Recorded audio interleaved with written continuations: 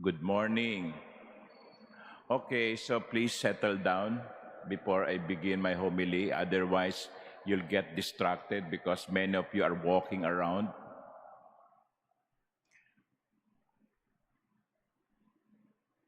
So welcome to the students and teachers and non-teaching personnel of Our Lady of Fatima. Tama ba? From Quezon City. So welcome to the Manila Cathedral. Meron pa bang nasa labas?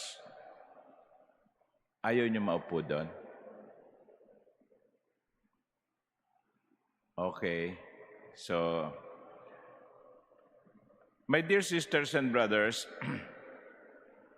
our responsorial psalm, which we repeated many times earlier, says, "Forever I will sing the goodness of the Lord." Forever I will sing the goodness of the Lord. And this psalm is very appropriate as a response to the first reading.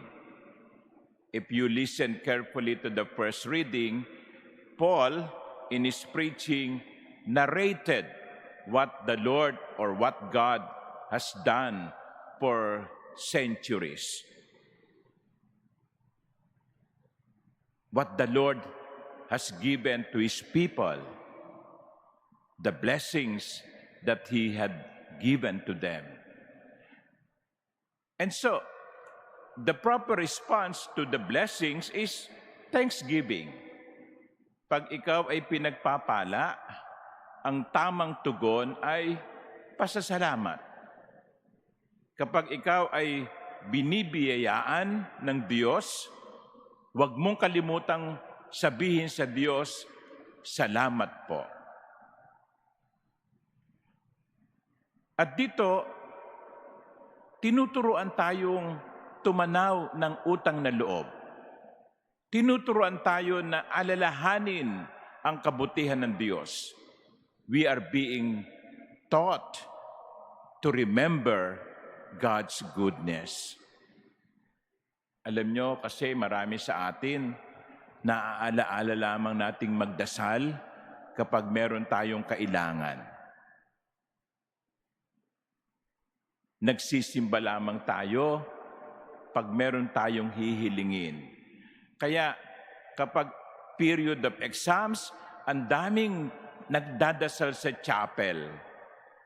Kapag board exam, marami nagpapabless dito sa katedral. Father, pakibless mo naman kami kasi meron kaming bar, meron kaming board exam. We remember God sometimes only when we need something from Him.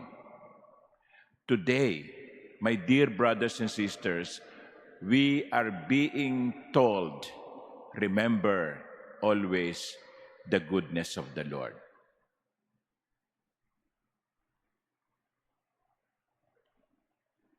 At kahit na hindi ibinibigay yung ating dasal, huwag din natin kalimutang magpasalamat.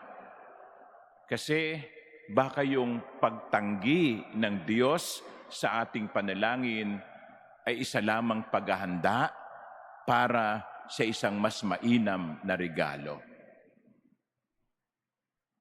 Kasi kuminsan ganun din Pag hindi natin natinanggap ang ating hinihingi, nagtatampo tayo sa Diyos.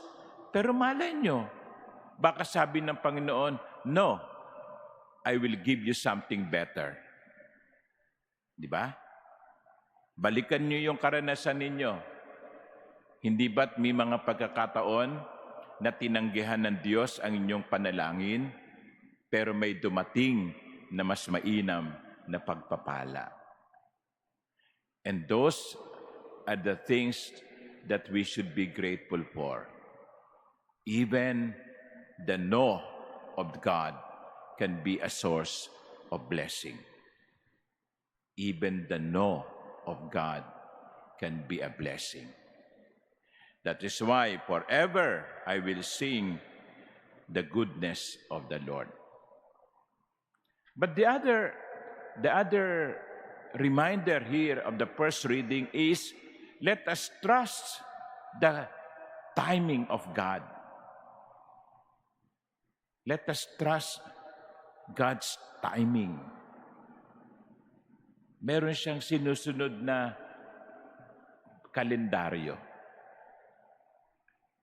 May panahong itinakda ang Panginoon. Itong kwento ni Pablo sa unang pagbasa, hindi naman yan nangyari sa loob lamang ng 10 taon. Ito'y maraming taon. Maraming taon bago naganap ang kanyang mga ipinangako. Kasi hindi naman tayo ang nagde-decide kung kailan mangyayari. Ang Diyos ang magde-decide kung kailan niya ibibigay. And so, when we don't receive what we pray for, sabihin na lamang natin, Lord, bahala ka na kung kailan mo gustong ibigay. Nagtitiwala naman ako sa iyong timing . And always, God's timing is perfect. God's timing is perfect. It may not be now, but it will happen. Sabi nga sa tamang panahon. And so, my dear brothers and sisters, today, 2 reminders are being given to us. Always remember and be grateful for God's blessing. Always be grateful for answered prayers, which can also mean no as an answer. And secondly, let us trust in God's perfect time. Amen.